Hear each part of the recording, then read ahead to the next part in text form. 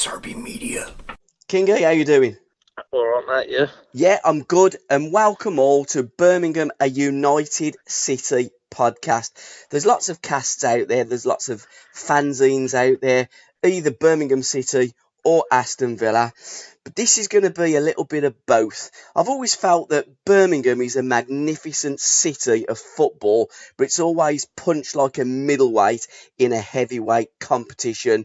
So this is going to be either Blues or Villa. We're going to showcase some great music as well from our city, and we're also going to look at the thriving non-league scene. Kingy, we're going to start off though, first and foremostly, Jack Grealish, your Villa, on Blues. I love the kid. I think he's king. Has Gareth missed a trick in not calling up Jack? Yeah, well, I certainly think so, because you look at the side, you've got Henderson in there, Rice. The only attacking player we've got really in that type of position is Mount. So I think now with two midfielders short, I think he's missed the right trick, not calling Grealish up. And he's also got Ross Barkley as well, who come on the scene with Everton and really looked as though he was going to turn into an international player. But he got an injury, and sometimes when players get injuries, especially at the wrong time, and there is no right time for injury, it puts a player back. And I don't see that his game has really kicked on and developed, has it? No, he's been, like you say, he hasn't really kicked on, has he, since that injury? He went to Chelsea, hasn't really got as much game time as he'd probably wanted.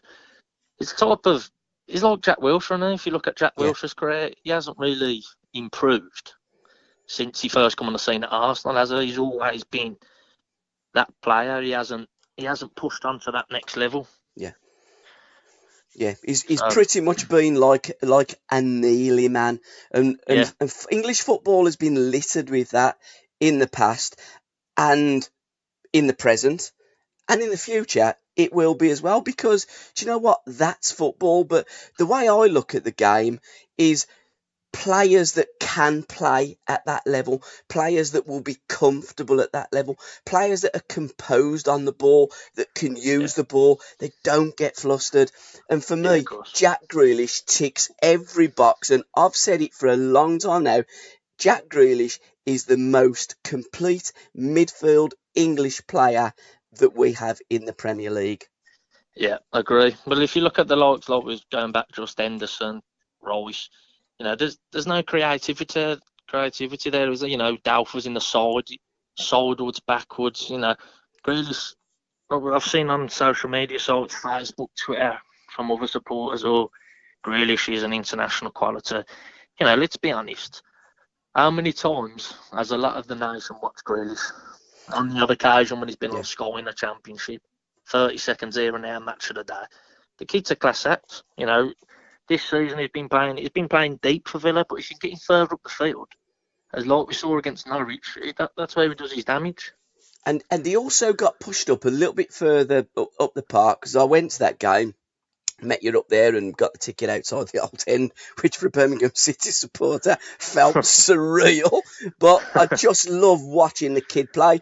And Dean Smith put him more in that forward position, but I thought that he was a little bit isolated, and it reminded me a lot of how Steve Bruce used to play David Dunn, who was another big player for me. I love to watch Dunny play.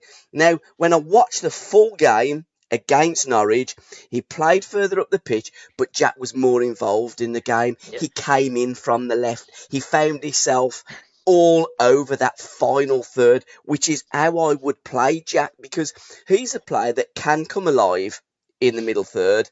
He can get the ball from the defence, but for me, I want him around the box, giving little bits and pieces away and creating tricks. Agree, like you said, the last couple of weeks against who was it? Burnley at Villa Park. Yeah. Now we brought Uran into the side, which he's one of them players you either love him or you hate him. I'm not a big fan of him myself, but he does bring goals to the team. There's no disputing that. Yeah. But he seems to play Grealish, like you're saying. He's playing him off the left. The last two games, which I know Grealish don't like playing there. He said it himself, but he's going to play as an inside forward instead of like a number 10 at the minute. Yeah. Which I think has suited Villa the last couple of games. So hopefully we can see more of him from now, and bring in Target in as well, so that gives him the opportunity to get forward. It's like bringing in another midfielder, really. But in terms of England, Gareth picked his squad. He's had Fabian Delph drop out. Now, Yeah. I would never have picked Fabian Delph in the first place because I think he's been tried, he's been tested, and he just doesn't cut to that level.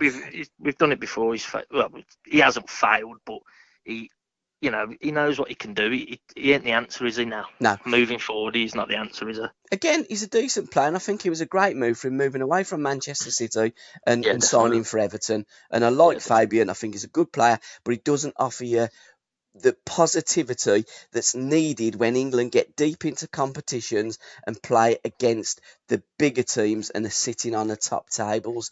Now, for me, Jack does, and I thought Gareth missed a trick there. I think he should have called up Jack Grealish and brought him in and gave him his England debut, because I think that in my age and at my age, I remember Czechoslovakia when it was, it won the Czech Republic and it won Slovakia. They were one team. And from the early 70s up to possibly mid-80s, they were decent. And an away game there in Czechoslovakia, you've got to be on your mettle. I watched England absolutely destroy them at Wembley. And I think it's the worst Czech Republic side I've ever seen. And I think Jack... poor side. Yeah, I think Jack, for making his debut there in Prague, would have been absolutely bang on it. Yeah, I agree. Well, another point, what I'd like to make is, if you look at, you got Mason Mount, Maddison, and Grealish, all in, fighting for that spot to get the call up, etc. If you look at Villa, they're a newly promoted side. They went through a bad patch of 3 or 4 years. They're finally back in the Premier League. You put Maddison in that Villa side, or you put Mount in that Villa side, would they have got the goals and assists what they have at Leicester and Chelsea, etc. this season? No. They wouldn't, because, Leicester are going to potentially push for the top 4 this season, are definitely going to be top 6. Yep. You got Chelsea, have got international players all over the field. You see it all the time, that if Grealish was playing in the Leicester or Chelsea side, it'd be flourishing, more than what he's. He hasn't had he had a bit of a sticky game at Palace. People getting his back for that mistake he made at Spurs. But, these players, they flourish in better sides, don't they? You see it all the time. Yeah. These better sides, they keep the ball better. They're good in possession, they retain the ball well. They're good off the ball. These types of players that are good playing on the front foot, it goes without saying, doesn't it, really? It does, yeah. And I like to get involved in social media, and I do take an awful lot of stick. And for the life of me, I can't believe that when I put Birmingham City posts on, I get no reaction from Blues fans, or very little. No. When I post something about Jack Grealish, I'm having them all round my throat now. Yeah. I posted in the England social media when it was announced that James Maddison wasn't going to be partaking in any of the games due to illness, and I posted wishing James Maddison all the best, because I'm a big fan of that boy as well. And then you had no feedback off that, I'm guessing. I had a little bit of feedback, and I had a feedback from a Crystal Palace fan, because I said Jack Grealish, it's a must that Jack is going to be now called into the England fold, and this Palace fan said, I'll be honest with you, Gabby, against Crystal Palace, Jack was the best player on the pitch. Now, that's a Palace fan, and that was a game that's identified by most Villa supporters that was one of Jack's weaker performances. Like you were saying, that Palace fan said that I was at that game, and I don't think Grealish was bad. I think it was an all-round poor performance from Villa in general. But, that is one of Grealish's not-so-good games. But, again, at the ends where he's picked the ball up 25 yards, 30 yards from their goal, he's drove. We should have got a penalty, or the goal should have been given. You know what I mean? Yep. Even though he had a bad game, he's still got that spark where he can create something. And you give him the ball, he will create something. Now, I would say had a more quiet game. What I'll also say is, at the highest level, you need players from the first minute Because I remember the 1974 World Cup final when Johan Cruyff made that daisy run and got a penalty, and they went 1-0 up against West Germany. Now, I also remember Gaza in Euro in the World Cup in 1990 making runs from a deeper position into the heart of the defences. I don't see many English midfield players that have got the ability to do that in the first minute or the 90th minute. No, I agree. A lot you going back to the Barkley earlier. When he looks lost, doesn't he, at Yeah, it times? does. Yeah. You get the ball, he'll turn, he'll have a little 15-yard run, and then he'll stop, he'll come back. Yeah. It's not fluent with him, is it? It's not. It's don't look like it's natural. I haven't really seen too much of Mount myself. I know he's doing well at the minute. I've seen a couple of guys who him at Derby, but I can't really have that much of an opinion on him to say, well, he's the next best thing or he isn't. You know what I mean? I think Grealish should be doing exactly the same in that Chelsea side now if he was playing for them. And Mount would be doing the same as Grealish is doing if he was in the Villa side. So, you're as good as your players around you, aren't you? Yeah, you are. And I think the acid test then, and you're absolutely right, is Tammy Abraham. Tammy was at Villa last season. Scored bags of goals in the Championship, and he did it at Bristol City. He didn't when he played in the Premier League for Swansea, because Swansea played him in a different role. And let's be truthful, he played him mainly on the bench. Exactly. And there was a poor side. Exactly, yeah. It's striker. That was his first time in the Premier League. Yeah. Before he come to Villa, he scored 5 goals at Swansea. Yeah.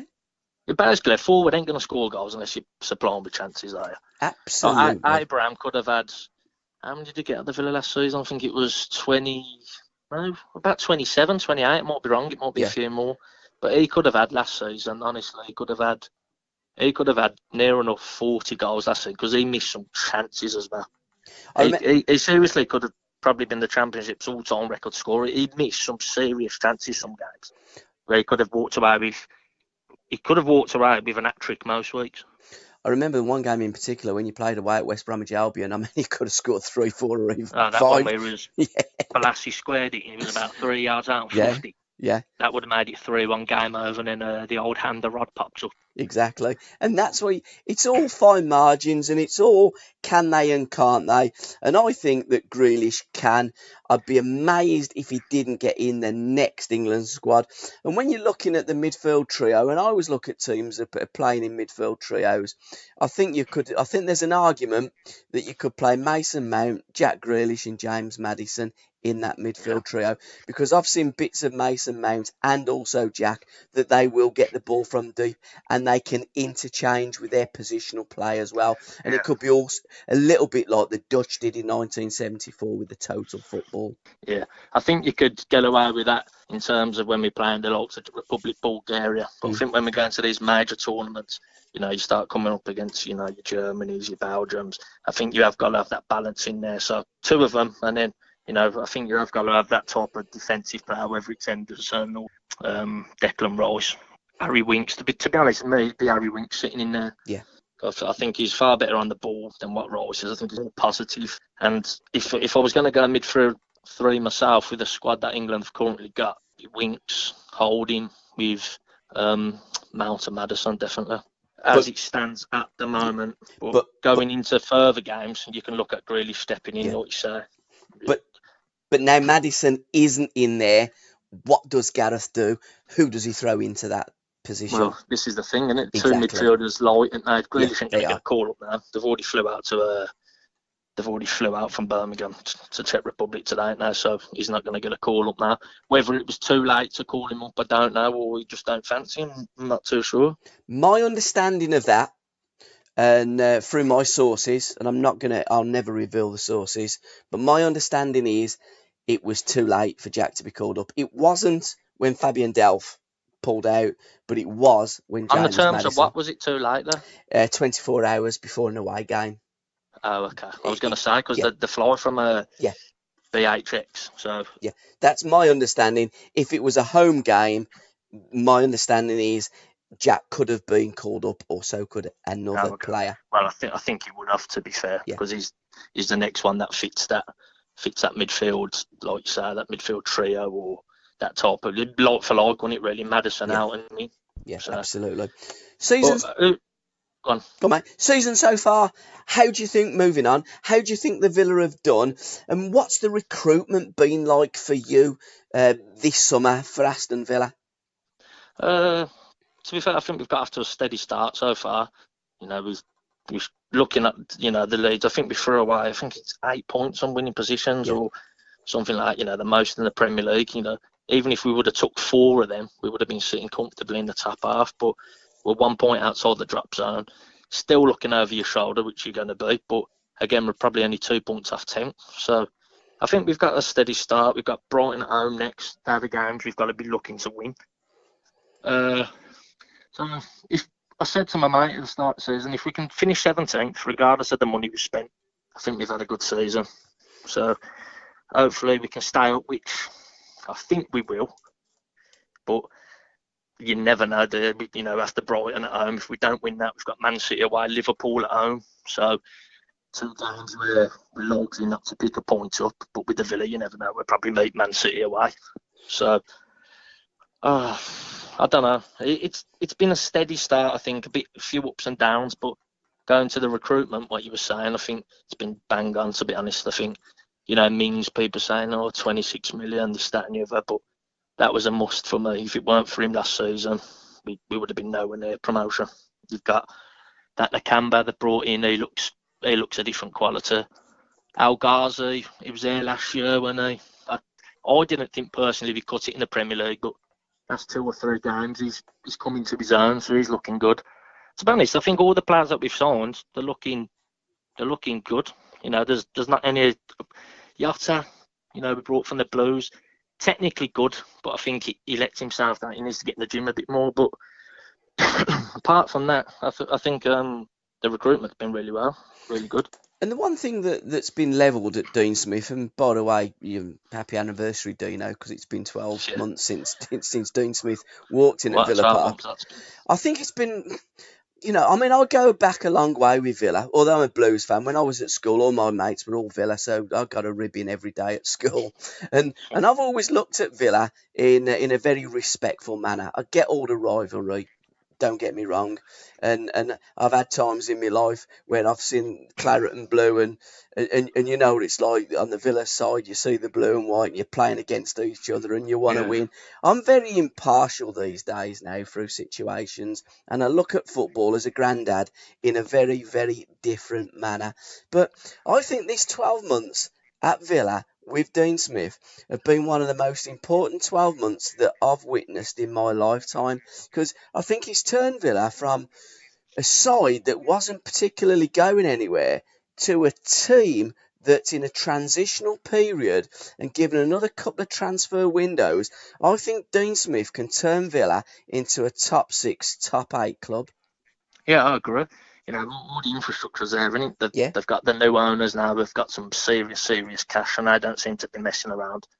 You got Purslow, who's been there and done it. I think he was at Liverpool. yeah. I know he's been at Chelsea. No, it is in place. Like I said, if we can stay up this season, I think they'll push on again next season, bring in because there'll be a few players that go out the door, no doubt. But they'll bring a few more players in. So if they can stay up, I think they can really push on. But like you said, with Smith under Bruce, it was stale. He was never really going anywhere. And Smith come in, he won his first game against Swansea. We won 1-0, and then we lost 2 on the trot then. But I don't think anyone was expecting to go up last season. He was on the cards of going into administration. Yeah. Before these owners come in, and then we just went. I think we went on a terrible run during the Christmas period, and we didn't win for weeks. And I think it was about 12. We never won for 12 games, and you just couldn't see where the next win was coming from. And then all of a sudden, Grealish come back from injury, turned it on, and we won 10 games on the trot, put us into the playoffs. And looking back now, I didn't say it at the time, but I think it was written in the stars that we was going to go up then. And also down to Jack's jaded boots, shall we say, as well, because he scored. It was the game against Derby and that wonder strike from Jack Grealish. And I remember, 4-0. I remember at the time, because I've watched Derby a few times, because I'm a big fan of Frank, and looking at what he's doing there, and good young English managers cutting the teeth. So I was hoping that Derby were going to get in amongst the playoff places and hopefully get Yeah. promoted under Frank. So I've always kept an eye on that. And a lot of the press, it was Derby, Frank Lampard's Derby County. Now, I remember posting up that very day saying, is it still Frank Lampard's Derby County after Villa absolutely destroyed them? And you're Well, right, that was a turning point. but this is the thing. Before the playoff final, like just said, Frank Lampard's Derby. Yeah. I think the press were a bit disrespectful to Smith because the headline was John Terry's Aston Villa versus Frank Lampard's Derby County. Yeah. Which it's Dane Smith's Aston Villa. You know what I mean? Yes. Like because they played with each other at Chelsea, they're both big names. It kind of put Smith on the outside a little bit. But he's done an absolute unreal job since he's come in the last 12 months. And to be honest, if you would have asked me this time last year, saying that we'd be in the Premier League, I'd have probably laughed because it was absolutely awful. Yeah. I think most Villa supporters would say that as well. Yeah. But Dino done a great job at Walsall. I remember on WM, because he used to do an awful lot of stuff on WM as well. And I remember going to a World Cup extravaganza at the Brazilian bar in Brindley Place in the mailbox there. Yeah. And Dino was there. And I thought, what a lovely guy. He had time for everybody. And I like that in a person. He'd done a tremendous job at Brentford. And, I've said for some time when Villa and the Albion were both probably looking at getting rid of managers, I did say on a number of occasions, if I was owner of Villa or a West Bromwich Albion, I'd be looking at bringing Dino back to Birmingham because I think the guy is absolutely mustard. I'm amazed some Villa supporters of on social media, and again, it does tend to be at times, the playground of the idiot of like the Dean Smith out brigade. I'm like, give your heads a wobble. Well, like you say, you always get the odd idiot, don't you, from every you do. club? Yeah. But there's no, from what, I seen someone put on Twitter earlier, if you actually look at the bigger picture, like we were just saying, and look back 12 months ago, I think we just got beat to Sheffield Wednesday 2-1 at Villa Park. John McGinn scored that wonder strike. Yeah. And I tell you what, that has got to be one of the worst 90 minutes I've seen us play ever since I've been going down to Villa Park. It was awful. He come in and to play a totally different style of football. We look to play on the front foot. He says, when we got promoted, we don't fear anyone. We're going to go out and try and win every game. We're going to take some tankings this season. Wouldn't surprise me if we got beat 5 or 6 at City in a few weeks, but who isn't going to get beat by them, you know what I mean? So he's come in and he's just done an unreal job. He really has. So any idiot that wants him gone, I think they need to look in the mirror and give their head a wobble. I do agree with Manchester City. When you go there, especially to Etihad, because that was I think it was my last away travel when we got that ticket in with the invitation from Mike Summerby. I think we got beat 4-1 then. Well, Balotelli played the game of his life then. But we was that bad. Even Warnock scored our goal. That's how bad we were. I remember a situation where a bungalow had a couple of one-on-ones, and you said, "I'm telling you now, he'll miss." Yeah, it was at 0-0. I remember. I think down the left-hand side, he cut in, and I was like, he's in there.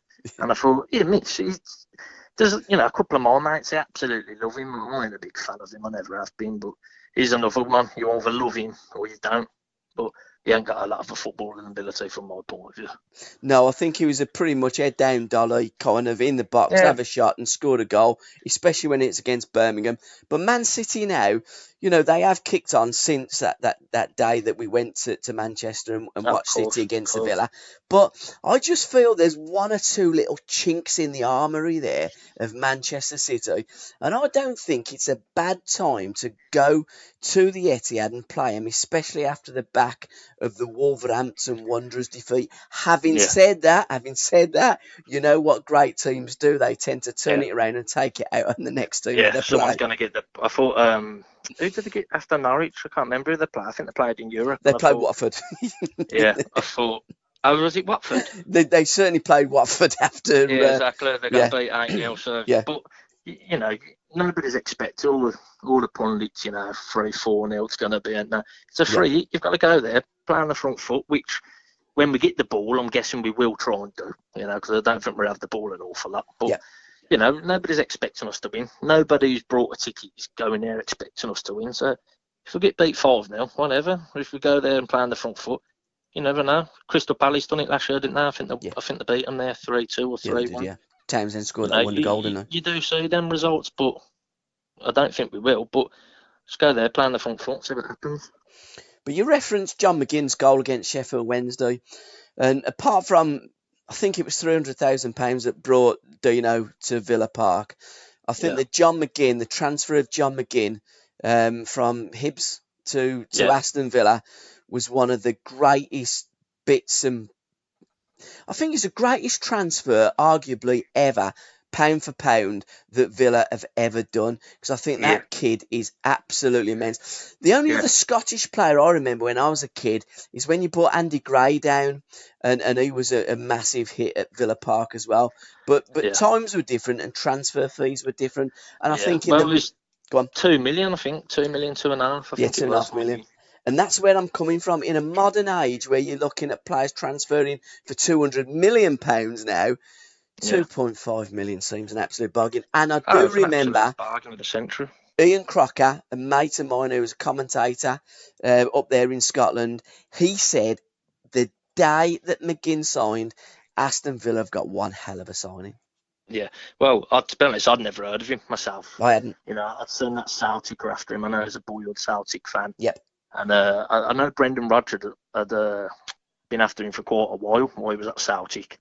And I've seen, you know, that Celtic are after him, Villa after him, and I thought, you know, he's going to choose his boyhood club. But he never has come down to Birmingham. And to be honest, he's been absolutely top class. You know, he's just, you don't get many players like him. I can't really explain him. He's got that low centre of gravity. You think, he's going to lose the ball here. He sticks his bum out, and then all of a sudden, he's beat 3 men, and he's took 3 men out of the game. He's just great, but he's like a little pit bull. Yeah, he is. Don't stop, and he is a good footballer as well. So I'd like to say, brought it for 2.5 million. It's going to go down as a Steve Bruce signing, but did Bruce actually sign him? I ain't too sure about that. But he ain't a Steve Bruce player, that's for sure. Yeah, we're not too sure who signs players these days, because there seems to be a committee that look at players and sign them, and I don't know what input managers have these days. And in the good old days when I was a kid in the 70s, it was totally different. But whoever signed and identified McGinn as a target for Aston Villa needs a gold star, let's be quite truthful. Yeah. And also the other midfield players that you've brought in. I'm loving the way that Villa are lining up in midfield. I think Douglas Luiz is a tremendous asset and a great signing. I also think... And he's struggling to get in the side at the minute. Yeah, and I think marvellous. I mean, not only by name, but by nature.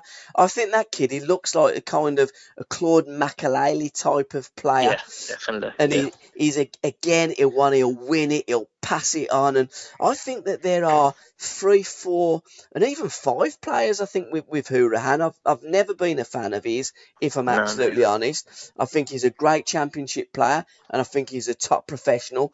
But I like Louise. I think Marvellous is superb. McGinn is tremendous, and I think Jack Grealish is top draw. I think there's really, really good green shoots at Birmingham 6.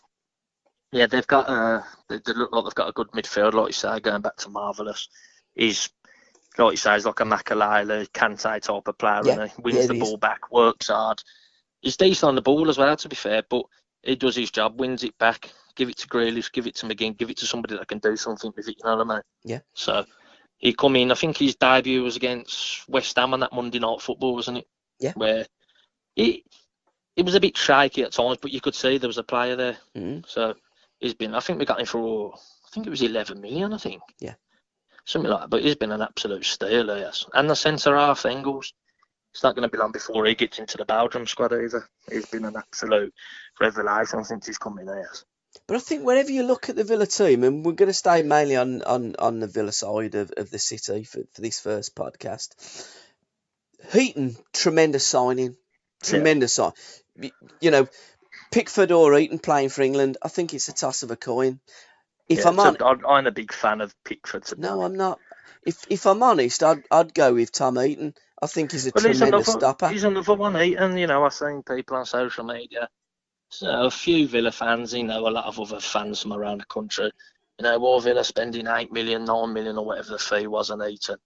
You know, I didn't see anybody making these types of things when I think it was Ben Foster. I think he was a year older, or maybe 2 years older than Heaton. Yeah. When he moved to Watford. Or it wasn't the same transfer fee, but he was still years older. You can play till you're in your 40s as a goalie. You know, you're not running around like a maniac, are you? And Eaton is, like you say, he's played at Burnley for probably 4, maybe 5 years, and he's been solid. You know, like you say, he's a top goaler, and apart from that little mistake he made against Bournemouth, his first home game, he's been solid. He hasn't really touched the ball apart from when he's been picking out of his net, to be honest. Yeah. So he has been a top signing. I'd much rather him than Butland, because we was looking at Butland for 20-odd million. I'm glad that never worked out. I mean, he's had a torrid time at Stoke since he's left Birmingham. He has not. He's not kicked his career on. No, and sometimes that happens. And I remember people will say, well, when you're playing in a poor side or a side that isn't going anywhere, and Stoke aren't, they got relegated. But to be honest, with Butland, I think he had, was it 2, maybe 3 seasons at Stoke where they finished 9th, 3 years on the trot, or 2 years on the trot. You know, that's not bad, is it? I know Stoke put a bit of money in, but they're not a massive club, are they, really? You know, if they're not.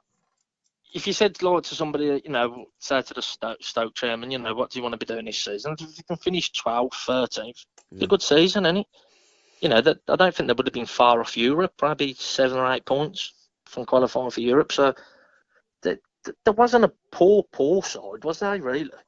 No, but they're a side, and where I was going is, when you're playing for Liverpool or you're playing for Chelsea when they were in the pump, or Man United under Ferguson, you don't really know how good these goalkeepers are, because Charlotte could play in goal. Exactly, yeah. I remember Ray Clements in the 70s, and you're thinking, well, how good's Ray? They conceded, I think, 8 goals at Anfield in 79. Now, when you're playing at Stoke or at Birmingham or a team like that, you went off getting a lot of practice. You are, yeah. You're seeing a lot of the ball in every game. Well, shots in, isn't it? He pretty much can be, yeah. So that's when that these top goalkeepers, the likes of Alisson at Liverpool and Ederson at City, when they are called up on, and they make these, say, world-class saves when they're 1-0 up or 2-1 up, in close game, they've got to be on the toes, and they ain't going to touch the ball a lot. So, that's a sign of a very good goalie, isn't it? So. And that's the thing with Pickford. He just doesn't fill me with that same confidence where, you're playing against a team that England have got the lion's share of the play, and then something comes down and a ball ends up in the net from a mistake by the goalie. Yeah. I do quite like Pope as well from Burnley. So I think Villa done brilliant to get Tom Eaton out there for 8 million. I also think they done well to get Wesley in a Villa kit. I know the kids took a bit of stick, and I've given them a bit of stick myself, to be honest. But I've watched him a few times. We watched that game against Walsall. I don't know, people say it was only Walsall, but there was glimpses of his play that I looked at and I said to you, I like this kid. I think he'll be okay.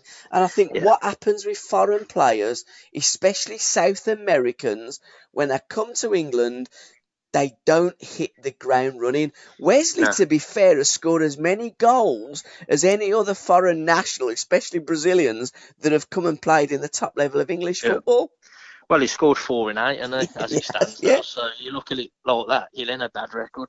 The only thing that really frustrated me, and after Burnley we drew 2-2, and I weren't the best players when I left full time, but you're never right. It's just the size, he's got to be 6'5", 6'6". He's a big unit, and you know what I mean. He's got to be about 16 stone.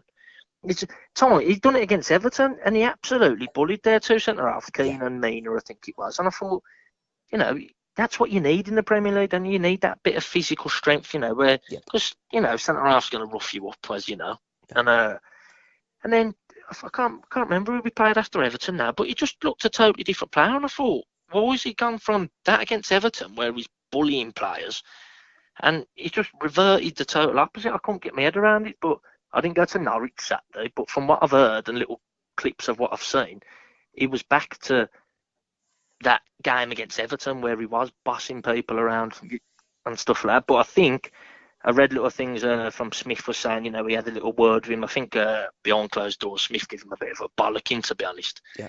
He says, you either pull your finger out or you're going to lose your spot. And I think he turned up against Norwich and, he was brilliant from what I've heard and what I've seen. So 4 goals in 8 games. No, yeah, 4 goals in 8 games isn't looking too bad for someone who's just coming over and settling in at the minute. So. Well, I think if you're identifying any forward player, a goal every other game is what you're looking for. And so far, Wesley's on there. He's on penalties as well. Okay, he missed the penalty, but I think it was a decent there you save. Go. That could have been 5 in 8, couldn't it? Yeah. So you're looking at that. And I thought his all-round game, I watched the whole game, I thought his all-round game was superb. So I think that Villa have got a player there. So I think there are green shoots. I think Villa, if I'm honest, and I look at it as a Blues supporter, an impartial one, not a biased one, because a lot of the Blues fans are one-eyed, and there are Villa fans that are one-eyed towards Birmingham as well. Of course. It goes with the territory and it goes with the rivalry. Yeah, but I look at it with a clear mind and 2 eyes, and I look at Villa. A few seasons ago, you'd look at Aston Villa and Tottenham Hotspur pretty much level pegging from the day that they started. Yeah. To the day that Villa really started nose diving. And I think Villa can get back up there. I think that they can this season finish halfway in the Premier League. I think they can have a decent January, a decent summer, and I think Villa can start kicking on and getting in that top 8. I really do think that the future is bright at Aston Villa Football Club. I also think it's pretty bright at Birmingham City, I've got to say, because I think that Pep Clotet has took a lot of stick. We were on holiday and we were both laughing at the appointments of Clotet, and you said, "You had a look at that. He's failed on every time he's managed a team." He's been relegated every. He's been relegated or sacked. Yeah, and the one season he was relegated, sacked, and finished bottom. And I thought that's typical of Birmingham. But to be fair to him, he got us started well, hasn't he? Yeah, he has. First game of the season, beat Brentford away 1-0, which from what I'm hearing, I don't know how that happened, but neither got 3 points on the board. But you got, I've only seen Blues. I think I've watched them 3 times this season. Now that's when they've been on Sky. I watched them against Middlesbrough the other night. Yeah. Where, to be fair, Blues should have been 4 up at half time, but Middlesbrough were an absolute joke. Yeah. Watched them at Swansea away, where Blues are absolutely terrible. The Swansea one, I think it was 3 or 4-0. I think it was 3-0. Yeah, 3-0. And I watched the second half, but from what I've seen from that second half, he didn't even look to go out and even try and win that game. I think he would have been happy with a 0-0 draw. So if I was a Blues fan travelling down to Swansea that day, I would have I've certainly been demanding my money back, because that was an absolute disgrace of a performance. Well, I was a Blues fan in the Algarve with your mum in the sports bar while your mum's having a red wine, rosé wine round the pool, and I couldn't believe what I witnessed. I thought that was one of the worst Blues performances that I'd ever seen. I've also seen Birmingham on the telly against Portsmouth when he put all the kids in, and I think that Birmingham have got some good kids. I think there's some good development. I think the academy are doing well at Birmingham, but I think that you need that balance and blend of senior pros, some young kids. I'm really loving Jude Bellingham, and I'm really liking Odin Bailey. And I looked at his Wikipedia, and I said this on a Birmingham City chat with Paul Devlin. It says a forward midfield player, but I just think he's got a yard of pace. He's got an eye for goal. I think he could replace Shay Adams and play in that position. Well, I haven't seen much of him. I only seen him when he come on against Borough, which was about 5 minutes, and I think his only touch was when he knocked it in the back of the net. So, which ain't a bad touch, is it? No. Well, like you're saying with that Bellingham, how old is he? 16? 16, yeah. He's no matter what level of football you're coming into, whether it's League 2, League 1, Championship, to fit in there like he has done at the age of 16, he hasn't looked out of place at all. And he hasn't looked out of place at international level when he's played for the 17s as well. He captained them in the last tournament. So, the future's looking bright, I think, for both Birmingham and Villa. And 12 months ago, I mean, we've watched both Villa and Birmingham And we could have drawn the curtains on both performances, couldn't we? You know, Yeah, if they'd have played in our garden, we probably would have. drawn the curtains. Yeah, You yeah. know, There has been some poor performances, but that's just the Midlands football field over the last, I don't know, 6 or 7 years. Been absolutely terrible, especially down B9. It's been really poor for you, lot. I think Birmingham 9 and Birmingham 6, you know, again, when football people look at our city, you know, from London, for instance, you've always had Arsenal top guns in London, and then you've got Chelsea, under Abramovich and with the money that's come in. But Chelsea have always been decent before Yeah, those times with the likes of in the 70s with Hudson and Osgood and Charlie Cook and co, and West Ham, although West Ham. Fans believe that they won the World Cup in '66. They didn't. yeah. They're probably the equivalent of Birmingham. Well, You it know, does get the Birmingham derby does get overlooked.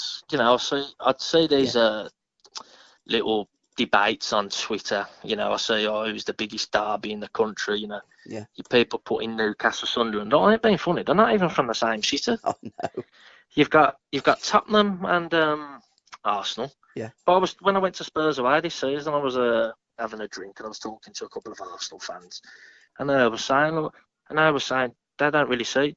Well, these couple were saying, I don't really see Spurs as. He said my derbies were West Ham. He said I prefer to beat West Ham than I yeah, would Arsenal. yeah, And I just thought, like, you got the Sheffield derby. That's a massive derby as well. yeah. For me, there ain't many derbies in the country that come close to the Villa Blues. It's just pure hatred, isn't it? The first 2003, I think the first time Blues come up to the Premier League. Was it 2003? 2002. It was the October in 2002, 2002. 2003. Yeah, Yeah, that but you season. beat the first game at St Andrews. I think it was in September. He Yeah, dicked us 3-0 and come and let it go under his foot. yeah. And that is my first game I watched Villa Blues, and I was in Turkey in Marmaris, and I remember meeting a Blues fan from Chelmsley Wood, and he was giving me grief all week, and I thought, I did fancy the Villa that night, and then we went and watched it in this bar. Luckily enough, we weren't in there, but I remember I had the week off school because the 6 weeks holiday had finished. I'd gone on holiday, and I thought, if we get beat today, I'm going to get hounded when I go to school.